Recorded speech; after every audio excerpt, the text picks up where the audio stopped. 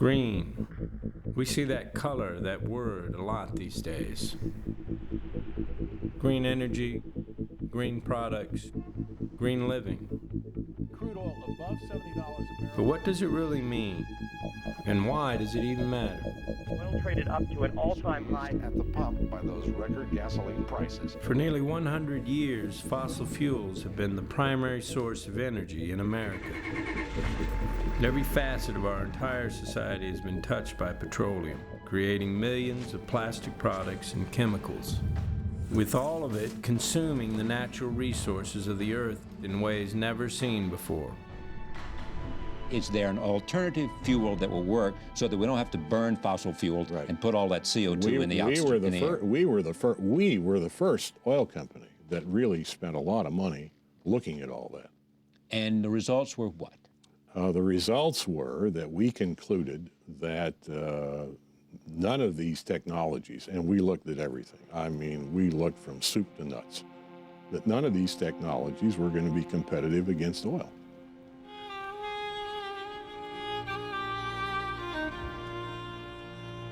For decades, people have been saying that renewable energy is an impossible dream. Yet 10 years ago, Bob King, a resident of Maui, began to prove the value of a truly unique waste-to-energy process in one of the most beautiful places on Earth.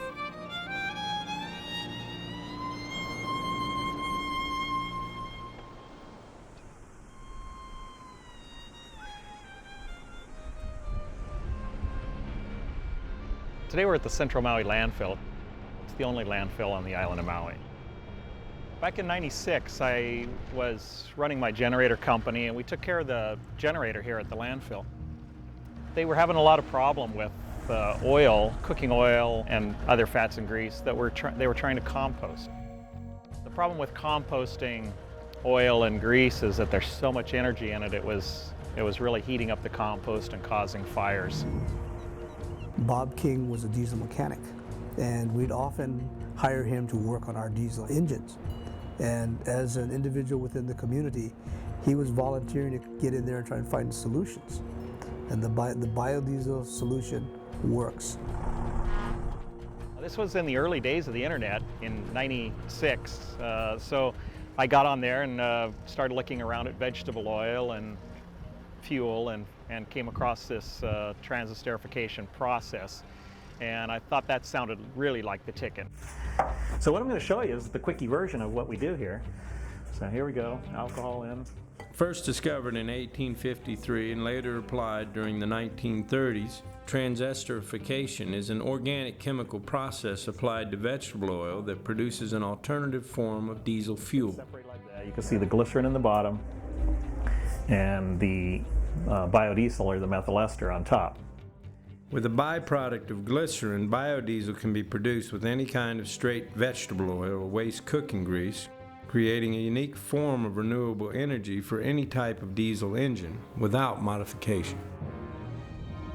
As Bob's research intensified, an understanding of biodiesel's place in history began to emerge.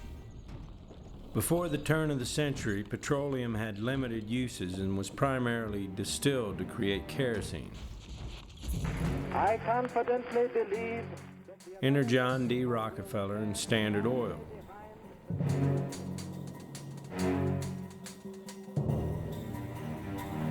The titan of American industry, whose shrewd partnership shaped the Industrial Revolution. His Standard Oil Company would create America's most powerful oil monopoly and turn him into the world's wealthiest man. Cheap to drill, easy to refine, Rockefeller would forge his visions of crude oil into the lifeblood of American industry for the century to come. Soon thereafter, a brilliant inventor, Dr. Rudolf Diesel, would revolutionize mechanical engineering with his new invention, the compression ignition diesel engine. Using peanut oil as fuel, the diesel engine debuted at the 1900 World's Fair in Paris and would become the engine of choice for heavy industry. As both gas-powered combustion engines and diesel engines evolved separately, America would soon see technology merge with agriculture again, as Henry Ford developed alcohol as fuel, known today as ethanol, for his Model T. Meanwhile, chemist George Washington Carver would pioneer the use of soybean oil as fuel for the diesel engine. Dr. Rudolph Diesel, Henry Ford, and George Washington Carver strongly believed in agriculture as the essential component of fuel production. And for visionaries like Bob King, looking to the past was a key to the future. Nothing could be more urgent than to try and develop his ideas about biodiesel.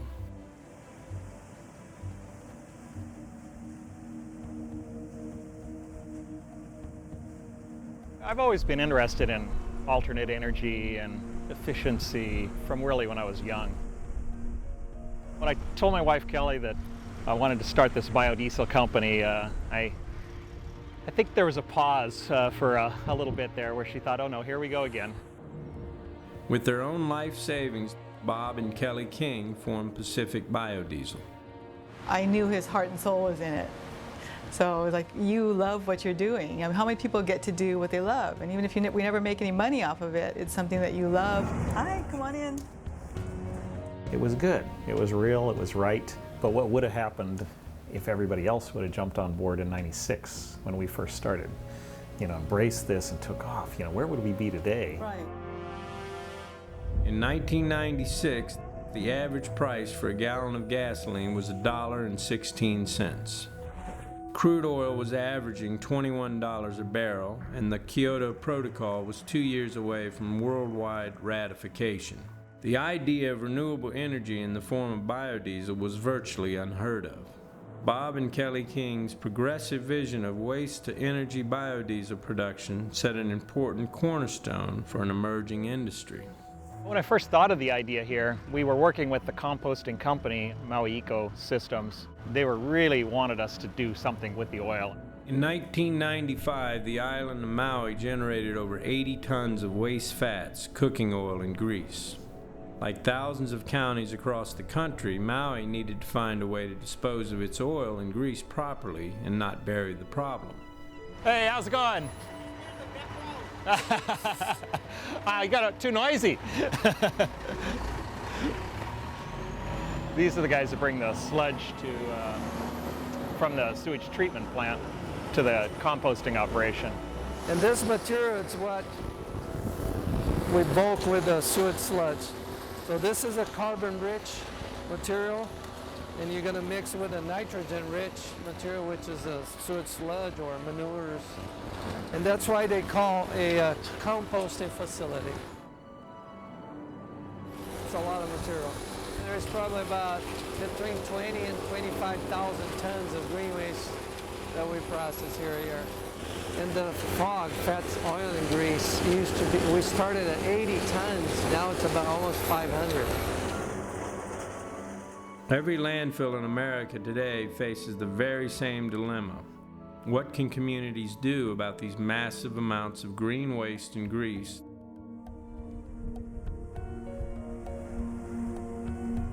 It all stems from the fact that because we're a small island, we're not able to just take things and throw them out.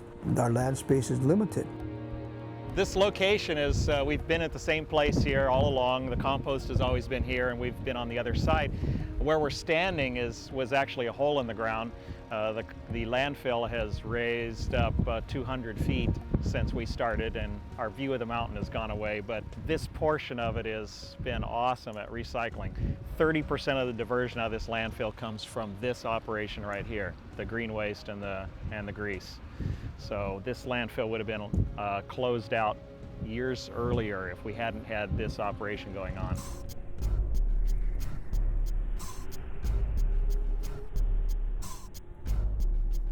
Landfills in America are much more complicated than they seem. The Environmental Protection Agency estimates every American throws out 4.3 pounds of garbage every day, generating a whopping 1.3 tons of garbage each year for every individual. I don't think people really know how much trash is being produced, and as you can see, this is something that people don't see often. So it's out of sight, out of mind, and most communities don't know where their grease is going. they don't know what happens to it, and they frankly don't want to be bothered with it. Over the course of a year, millions of gallons of waste vegetable oil either goes down the drain and into local water systems, gets dumped at a landfill, or is collected from local restaurants by rendering companies. The rendering industry refines this waste vegetable oil into brown, yellow, and white grease commodities. These commodities are sold on the Chicago Board of Trade for use in hundreds of consumer products such as animal feed, cosmetics, and a variety of food ingredients. Of all the thousands of landfills across the country, there are only 2 that produce biodiesel from local waste vegetable oil. More of the good stuff? Huh? More of the good stuff? Yeah, more of the good stuff. Well, sometimes I feel like an alchemist turning the garbage into gold, but it really comes in looking like garbage. All the cooking oil that's recycled on the island of Maui comes right here, as well as grease trap waste. Instead of going into the compost side, we take it over into our tanks on the biodiesel side, and we process all this grease into energy, both the grease trap waste and the cooking oil into energy. Trucks pick up the grease from the restaurant, bring it into the receiving area, and it's filtered, and then we store the oil. Then it goes over to the biodiesel plant, where the oil is reacted with methanol and a catalyst, and then it comes out as biodiesel. Pure biodiesel, you can see how clear that is. As biodegradable as sugar and less toxic than table salt, biodiesel is a fuel that is comparable to petroleum diesel at every level. 100% biodiesel is referred to as B100, with different blends reflecting the percentage of biodiesel mixed with petroleum diesel. B20, the most popular blend today, is 20% biodiesel and 80% petroleum diesel. Biodiesel, or B20, can be used in diesel vehicles with no modification. Just simply pull in, fill up your tank, and go. So this is the very first retail biodiesel pump in the United States. And people would come here early and fill up their trucks, their cars, take tanks away for their boat. I think most everybody is skeptical about it at first. I certainly was. The first time I put biodiesel in my truck, I was driving down the road thinking this is really strange because my truck's still running. And I'm a diesel mechanic. I grew up with petroleum, and you just don't think about it. You don't think about options until you've got them and you try them. You develop this core understanding that you're all doing something good together. And I think that is a really powerful thing. That's something to hand down to the next generation, those kind of relationships in your community. As the island of Maui continued to build a sustainable community, serendipity would bring neighbors together whose friendships would eventually change the face of biodiesel. About 3 years ago, my wife Annie came to me and said, I want to buy a car that runs on biodiesel. So I kind of laughed, I think if you don't have someone on the other side saying you're wrong, you might not have the initiative to move forward and prove you're right. So she did. She bought that Volkswagen Jetta out there. Her car runs great, so I bought a Mercedes and did the same thing, took it over to Pacific Biodiesel. He got to putting 2 and 2 together, and he said, well, wait a minute, this can also go in trucks, so it's going to support my truckers, who he also has a real affinity for, and you can make it out of crops that his farmers can grow. So this helps the farmer, helps the trucker. It's all about Willie Nelson. I mean, that's who he is. After recognizing the unlimited potential of biodiesel, Willie Nelson and Bob King became business partners, and along the way created a new family tradition that would see the Thanksgiving turkey grease become pure biodiesel in a matter of hours. Oh, I got that program. Hey, these are good. That's mine. Okay, here we go. All right. Oh, yeah, doggy. Now that part's good, but this part is even better. There's our ride. say let's start by putting the methanol and the KOH in a generator, then we'll put the oil in and get it. I'm Lucas, and today we made biodiesel. Yeah, I'm Willie Nelson, and I helped make biodiesel. All our cars run on biodiesel. Yeah. My dad's tour bus, all of his tour buses run on biodiesel. People are just starting to realize how useful it is, how we don't need petroleum anymore, We're moving on to the next level in the evolution of mankind. Yeah. All right. We're going to put in this caustic here. It's basically potassium hydroxide and methanol. Well, right now I was proud to see my boys out there watching Robert make fuel out of turkey. I think that's a good educational process. And they've been aware of biodiesel for years because they saw me and their mom drive around and talk about it and everything. But as far as their future is concerned, I'm concerned about keeping them safe. It's really interesting actually because technology kind of has hurt our environment, I guess, in a way, because we have all these new cars and things. But the other thing that I kind of see is that technology can also really save it, So kind of like biodiesel is one way to use technology for a positive effect on the environment. Biodiesel was a big aspect of Farm Aid this year. The family farms growing organic things that actually help the earth, Yeah. I think it's kind of pathetic that we have to have a fundraiser every year to get people to notice that, That should be the main priority. That should be what people are thinking about all the time. And that's not to say you can't have fun in life, but just need to learn to slow down a little bit and just kind of take everything in and realize that it's a beautiful place out here, and realize that if we keep doing what we're doing, it won't be such a beautiful place.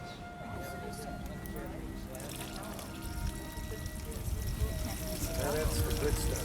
Yeah.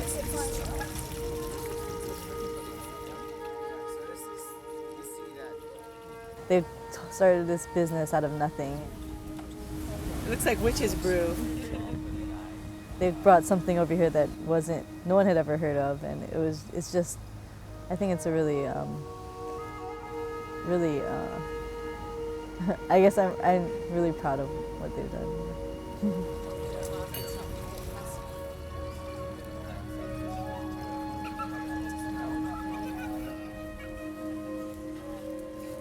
We have cooked the turkey, ate what was left, and this is what we didn't eat.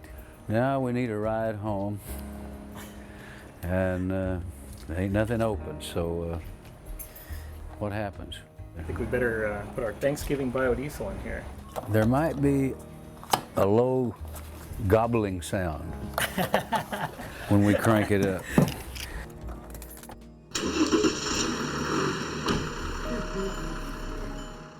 To watch the next generation making the fuel from the oil and realizing that is their energy. And here they are, maybe for the first time themselves, making the energy of their generation. It was touching. Well, so far so good. Yeah. Well, that was great, Bob. Yeah. Historical. I think so.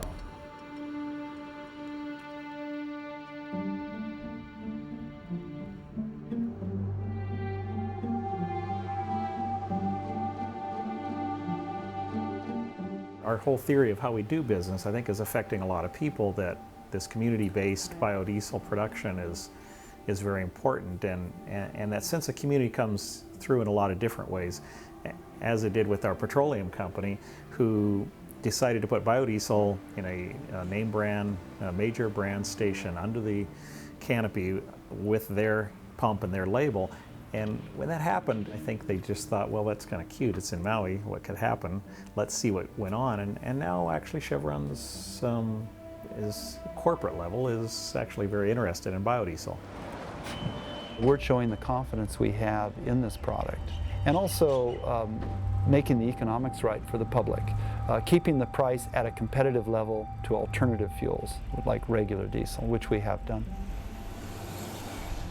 think that's been kind of the anomaly in Hawaii, is that usually when you have a monopoly, you know, you drive prices up because you can get it. And we have a monopoly, but we're keeping our prices low. And that makes us feel really good because we feel like we're taking care of our community. Everybody really appreciates it. And it feels really good that after 10 years of operation with the compost, it's not here. It has been made into a usable product. It's gone out back into the community where it should be. Our fuel has helped petroleum not be brought onto the island. So it's a great thing. This is cradle to cradle instead of cradle to grave. For BP, we said that beyond petroleum meant recognizing that petroleum will be used for many, many years. There are 60 years worth of supplies at least, that we have to think differently.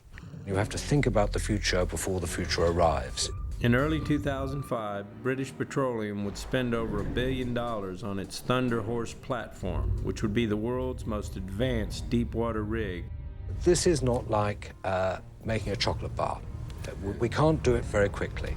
The time from the idea, where is the oil, to delivering it is probably 10 years at least. At the same time, 2,500 miles away in Salem, Oregon, Bob King would build Oregon's first million-gallon biodiesel refinery. This is a big day for Oregon.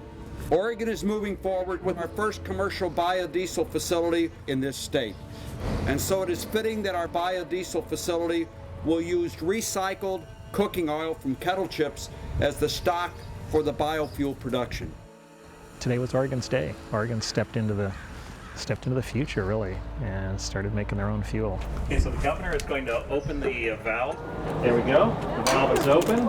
Oregon has always been an innovator, I think, as a state, and this benefits our environment and provides example of, kind of a new order of things. And now the mayor will push the button. It's going to start this mixing tank mixing. Mix. You can hear it. In order for us to be where we want to be in 10 years or 20 years, we have to get started today. I was asked a minute ago about what do I think the greatest risk to trying to move to alternative energy sources, and I said, other than education, I said the other piece is the government. Because those who do not want change actually use the governmental process as the way to prevent that change from occurring. 1, 2, 3. I do believe that there is a very valid business in alternative energies, which BP one day will participate in at scale. But do you think that's how many years off? Well, I think it's a valuable business. Probably more than 5, but within 10 years. Science and engineering and human behavior together will make a big difference here. I just hope we don't mess it up. What took more than 5 years to construct, Hurricane Dennis would nearly destroy in 5 hours. Exactly 2 days later, Bob and Kelly opened their biodiesel plant in Salem, Oregon. Renewable energy is not an impossible dream for America. It's happening right now.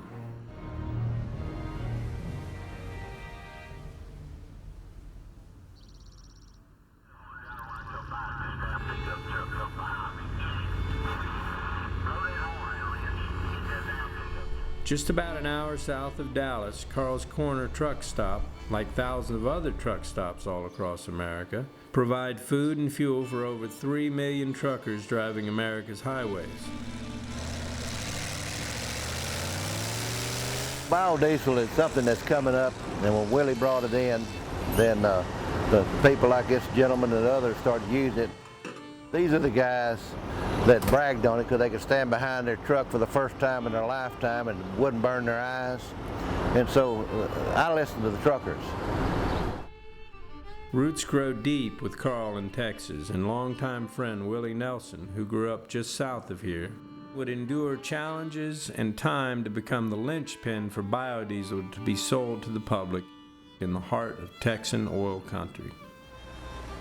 When the whole biodiesel thing came up, one thing I knew we were going to need was a place to sell it. And here we were in Carl's Corner. Carl owns the whole town. We ought to be able to get one biodiesel pump in there maybe. So, but sure enough, Carl said, yeah, that's a great idea. And he was honestly looking for a shot in the arm for the truck stop because business hadn't been that good. And since we've gone biodiesel, the parking lot's full. Carl's Corner Truck Stop has been selling biodiesel since the end of 2004, and business has never been better. This is good for America. Willie will be prouder of this than anything because this is the first loadout. About to go in and authorize the pump, so if you guys are ready. I'm from Maryland. I buy biodiesel in Maryland also. And this is a grand opening of Willie's Bio down here. This is the first fueling of B95 at Carl's Corner. I'm proud to be the first person to put it in my truck. It's America's future. Well, we need to reduce our dependency on foreign oil. This is a completely renewable source. We can grow more. It's a little bit clean. It's clear. Yeah. America's future by the tank full. And plus, I'm not polluting this much. And I'm promoting something that'll be good for America. It'll be good for American farmers, be good for our air. You know, it's just totally a good idea. Oh, I'm getting too old for this. I filled up biodiesel today. I figured if it was good enough for Willie, good enough for me. I heard on the interview where he's running his bus, and so I figured I'll try it too. Before biodiesel, we had not the business that we have today. Yes, it's grown leaps and bounds since the biodiesel was put in out there. Every day, busier and busier. It's like they came out of the woodwork. Where did they come from? And they all would drive out of their way just to come by and try it. Yeah. I'm buying the B20 blend.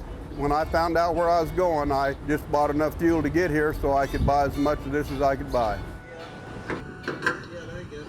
You get a little bit more satisfaction the more you're not using their oil.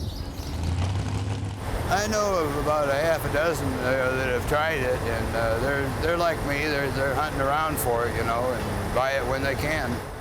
With somebody like Willie Nelson behind this, it's going to help give it a big boost, you know, and get the word out. You know, the word needs to get out to more people so they can get it in more places. For the average trucker, 10 hours per day on the open road can be lonely. To pass the time, they listen to the trucker-friendly radio shows. Let's say hi to Flag Weaver. Hello, Mr. Mack. How are you, Ben? Bill Mack, a legend in radio broadcasting, is one of the most popular. Each Wednesday is Willie Wednesday, with Bill and Willie taking calls from truckers all across the country. They're looking for it. They need it. They need the lower prices. This is cleaner, more miles per gallon. Why not put the farmers to work, grow it, manufacture it, get the supply to meet the demand, rescue the truckers, and in all, you're rescuing the economic situation of the United States. There's a group out there called the Mother Truckers who are drivers, and they call in all the time, and I talk to them a lot. It's very important that they get a good deal on their fuel because 1 cent a gallon means a lot to these guys. The demand for biodiesel at Carl's Corner has been overwhelming, Can't get any more in there. revealing a unique opportunity to discuss building a biodiesel plant for the community of Carl's Corner. The best part is that if it stays local and everything's kind of a regional based deal, because you can put the production plants on how much land? An acre. Right. Yeah. Then you get farmers back on the land, and also to rotate a hemp crop in for the soil each time, for the oil and the soil. You know, that's the answer. I have to vote against. This unique partnership of landholders, investors, manufacturers, and other private partners are unified in one purpose: to build a 2 million gallon a year sustainable biodiesel plant for the local community of Carl's Corner, Texas. That's kind of what we're about, is if we can put this plant in and you're using the crops from your area and it goes into the plant, you're selling the fuel in your area, you know, what's the risk of things going wrong are reduced. The goal is to make fuel and make money for all the pieces, you know, from the farmer to the biodiesel plant to the guy selling the fuel and the trucker. You know, everybody's got to have, it's got to be a win-win all the way through the system, and that's what'll keep it going.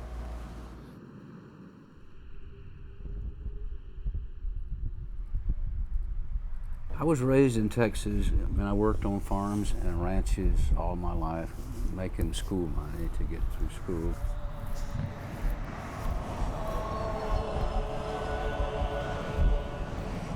I grew up in an opera. I grew up with people singing all around me in different languages and different, you know, so I was a part of it, and I started singing along early. I always believed and was taught that that agriculture is the bottom line on the economic ladder. If the farmers are doing well, the rest of the country is doing well. We all eat, we're all dependent upon that farmer to do well. Now, the farmer is not doing well. That bottom rung is broken, and everything above it is collapsing in on top of it. I'd been involved with farm aid for 20 years now, and I had gotten pretty frustrated because I couldn't see any good farm bills coming out of Washington that was helping the farmer. We were losing small family farmers by the millions, and we have lost millions. We had over 8 million at one time, now we're down to less than 2 million.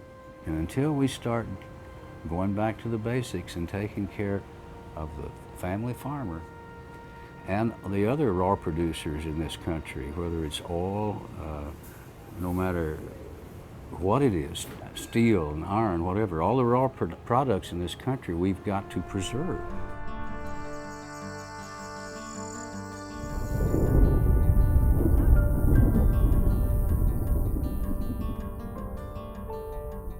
For decades, farming in America has been drawn deeper and deeper into a relentless struggle against the economics, the environment, and the staggering cost of farming.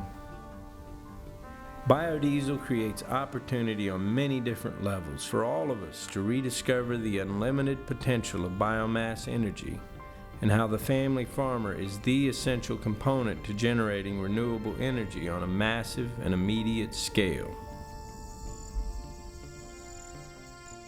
When I was growing up, every farmer farmed around 160 acres of land. They had cattle, they had milk cows, they had chickens, and you know, everything like that, like my dad did. But now, in this area, there's probably 4 or 5 farmers, and they farm 3, 4, 5,000 acres. He hasn't run it yet this year, but he started running it last year, and he really liked it. Farming has gotten to be such a hard thing to make a good living at that there's not too many young ones stay at it. When it comes to getting machinery ready, I'm out there right with my dad. We're underneath the machinery and changing parts on it right with them. Yeah, I love it. There's just a lot of pride in taking care of the land, and I guess I always wanted to be a farmer since I was a little fart. It's just a good way of life.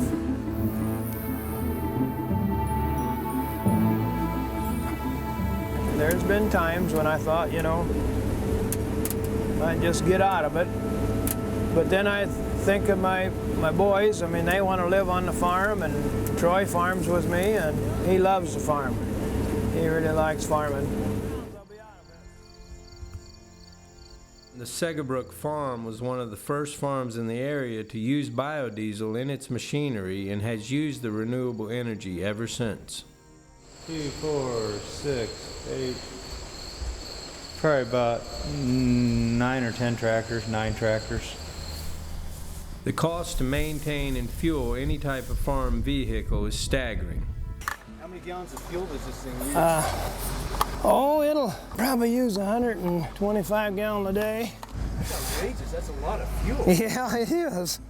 Gordon's combine alone will easily use at least 8,000 gallons of diesel fuel to complete the fall harvest. Remember, he has 9 other tractors on his farm and is only one farm out of millions across the country. We got 4 semis on the road.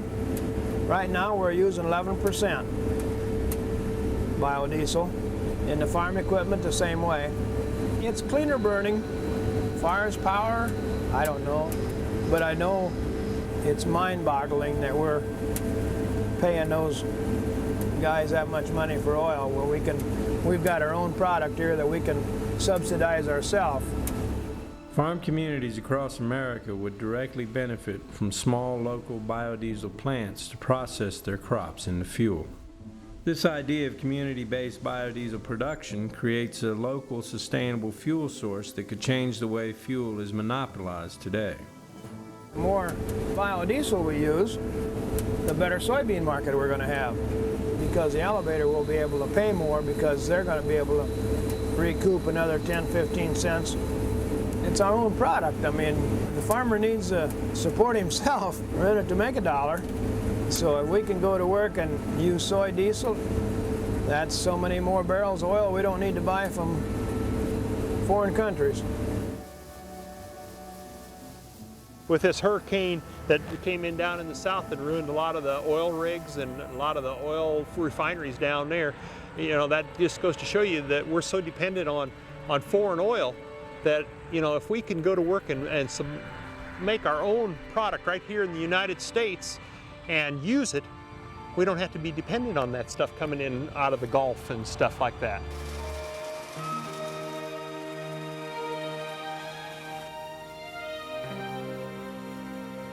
I hope that, you know, by the time he's to my age and maybe farming this land, him and his brother, maybe they're running totally on our own product. Oh, that would be wonderful. I mean, if you could just say I got total bio in that tank over there, I'm burning all my own product. What more could you ask?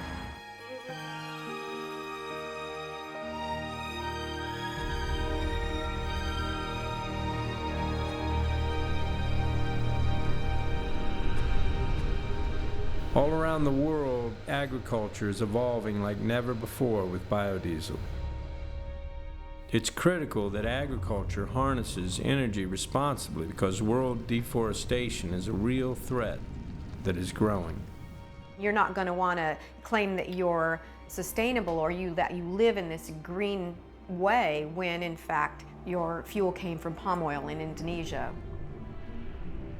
It's like sourcing. If you source your beef, you source your vegetables, if you want to contribute and participate in that sustainable model, then you would source your fuel.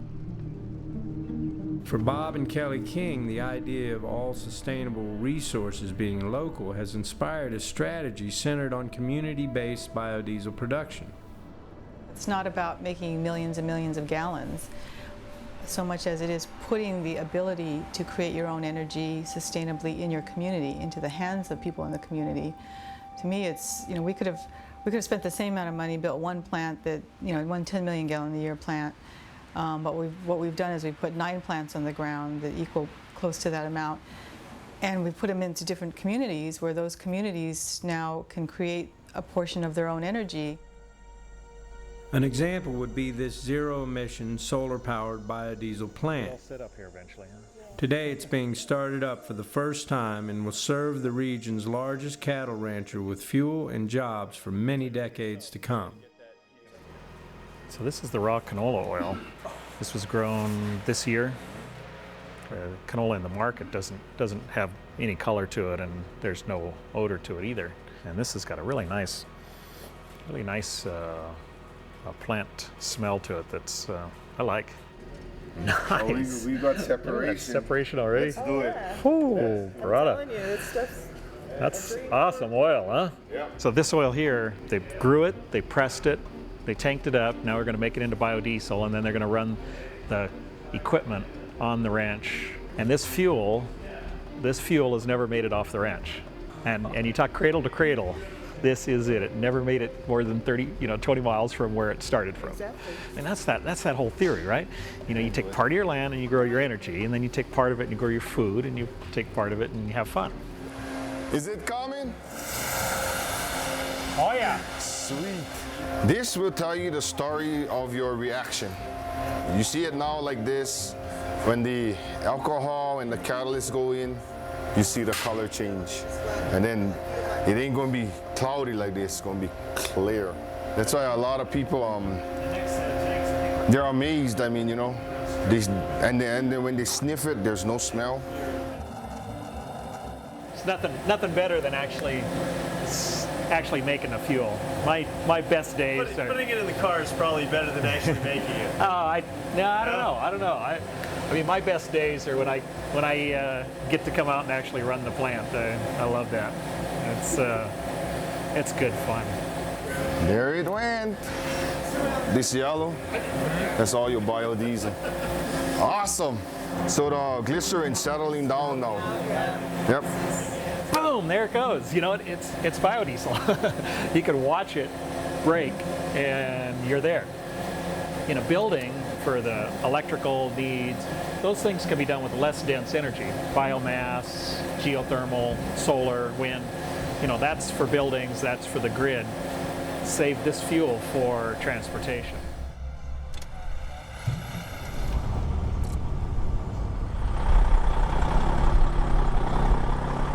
Nearly every single item you can imagine has been on the back of a truck that uses diesel fuel. Trucking is the backbone of the American economy.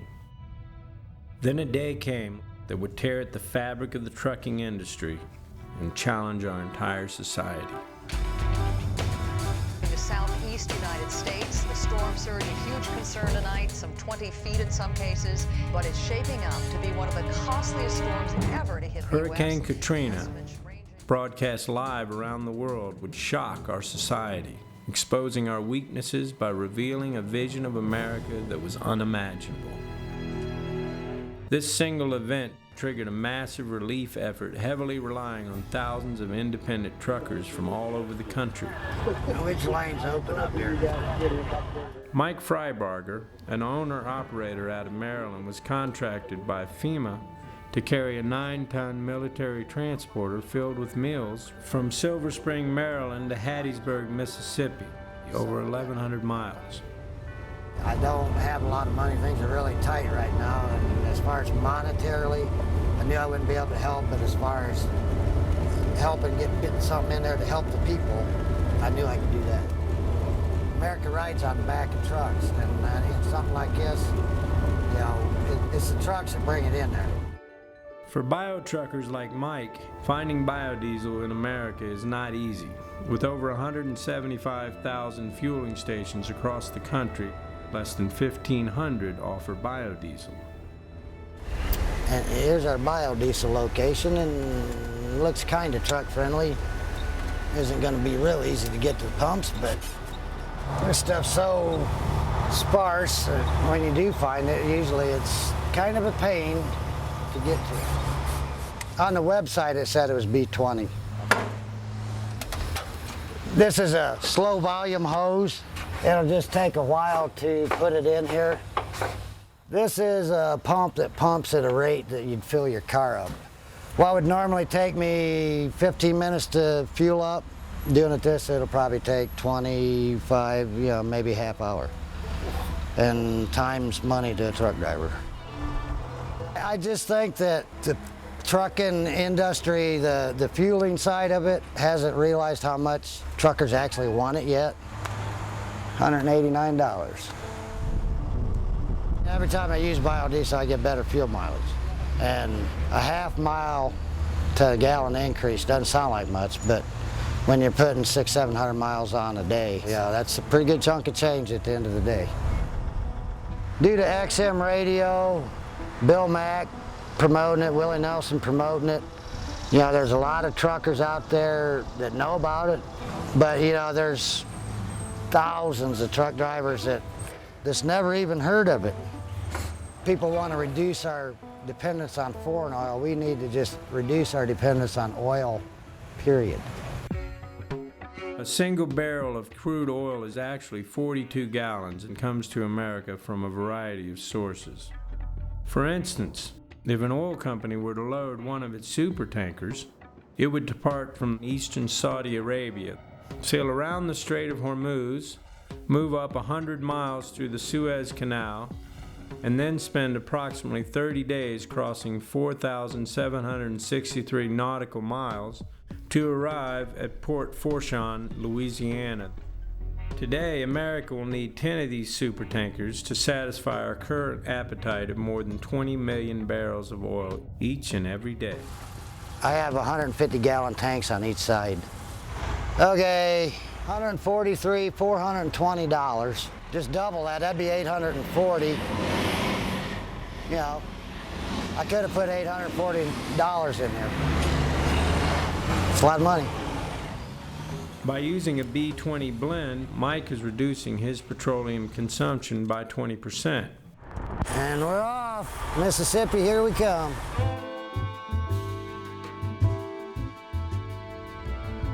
Trucking is the way we get it done. These guys are the guys who move it from A to B, and without them, it just couldn't happen. So they're excited about it. They see a way to not only help the environment, help the farmers, but to help themselves. America rides on the back of trucks. Trucks are the most efficient way to move freight. I mean, that's what's nice about biodiesel. For every 1 unit of energy used to produce it, it produces 3.2 units of energy out. You know, of all the biomass fuels that I've read about, I think biodiesel is the most feasible. I'm just somebody that believes there's a better way than what we're doing right now.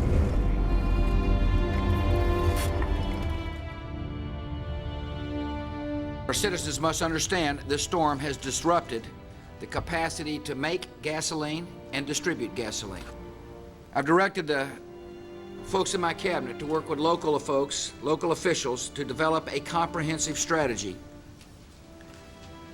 to rebuild the communities affected. And there's going to be a lot of rebuilding done. I can't tell you how devastating the sites were. We're very addicted to oil in this country. We are so dependent on foreign energy, oil. But if we can break that addiction and start thinking about alternative things like biodiesel and like solar, like wind, all these things can help replace our addictions for oil. I'd like to thank you, sir. All right, bud. You have a good one. Thank you for your service. You had a lot. I don't think that we'll ever completely be able to do without oil, but if we can reduce our dependency on it just a little bit, it will make an incredible impact on the economy, the environment, and everything in the middle.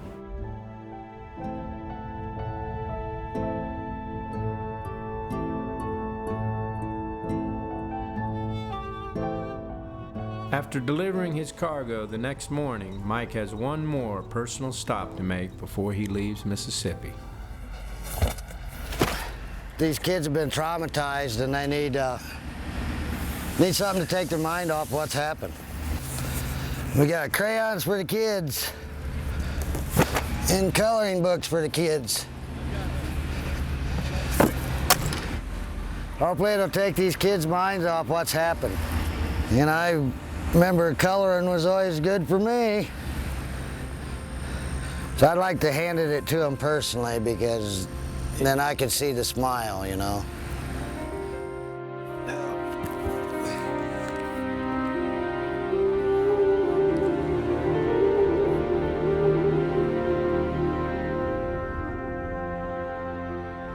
We're killing ourselves with our use of energy, all kinds of ways.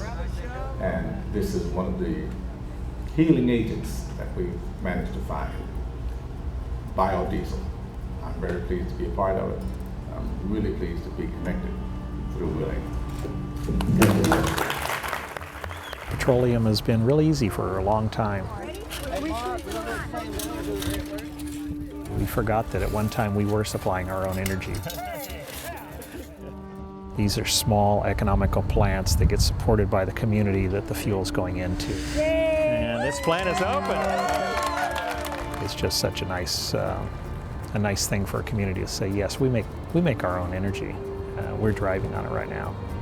It has to happen. There has to be truck stops around the country where you have the farmers bringing in their produce, Bob's plant, turning it into fuel, piping it a few yards to the truck stop. If we have one of those every 200 or 300 miles networking across the country, we've saved a whole lot of money.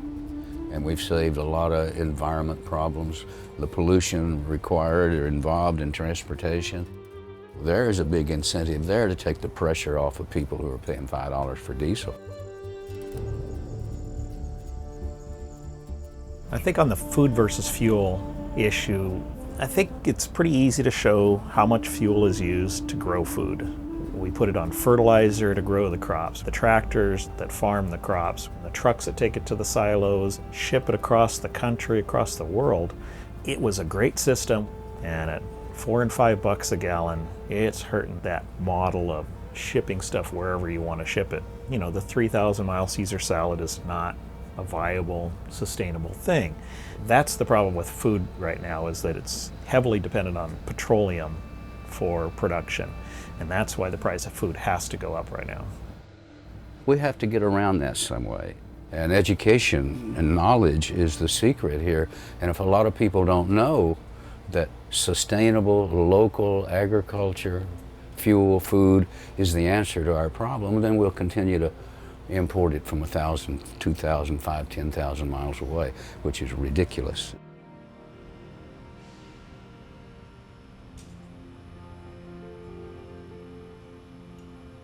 Biodiesel's got a very important place in our future. My priorities are for farm tractors first, buses and heavy trucks second. We can go to the farmers now and say, how much fuel do you need to run your farm? Well, let's say he needs 1,000 gallons of diesel fuel. It's back to growing his own energy.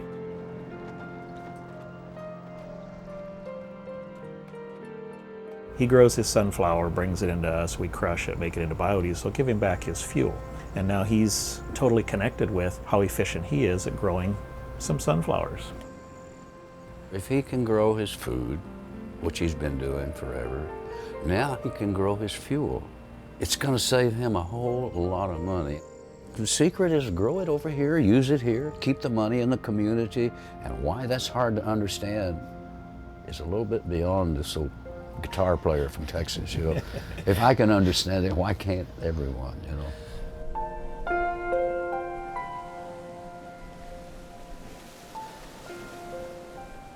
One person can absolutely make a difference.